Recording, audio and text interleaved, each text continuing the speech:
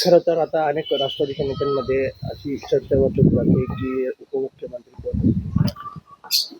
राष्ट्रवादीच म्हणून नाही तर कालचं जे मी बघितलं, अंत्यविधीपर्यंत स्मशान शांतता होती.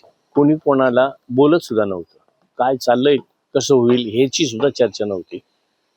अंत्यविधी झाल्यानंतर बाहेर पडताना अनेक लोकांचे, ते काय पक्षाचे लोक होते किंवा त्यांना काही पक्षाशी देणं घेणं, फक्त एक सामाजिक जी त्या घराण्याची जी काही बांधिलकी आहे किंवा समाजाची जी काही बारीक सारीक प्रश्नांवरची सोडवणूक असेल, ही त्या फॅमिलीच्या मार्फत जी आजपर्यंत झालेली आहे त्याच्यातून उतराई होण्यासाठी दादांचं जे कार्य होतं तसं कार्य कोणी करेल नाही करणार, परंतु उपमुख्यमंत्री म्हणून सुनित्राताईंना करावं अशा पद्धतीची चर्चा त्या ठिकाणी होती. खरं तर दोन राष्ट्रवादी एकत्र येणार होतात 12 डिसेंबरला, असा प्रस्ताव अंकुश ठाकरे यांनी केला होता. 8 तारखेला त्याची औपचारिक घोषणा देखील होणार होती. कसं नाही, घोषणा होणार होती नव्हती मला माहित नाही, पण एक निश्चित त्या 1-2 महिन्यापासून नगर परिषदा असतील, नगरपंचायती असतील किंवा महानगरपालिका आपण सगळ्यांनी बघितल्या तर बऱ्याच ठिकाणी एकत्र येऊनच त्या निवडणुका लढवल्या गेल्या. आता जिल्हा परिषदमध्ये काही ठिकाणी वन साईड घड्याळच निशाणी लावून आणि तुतारी न लावता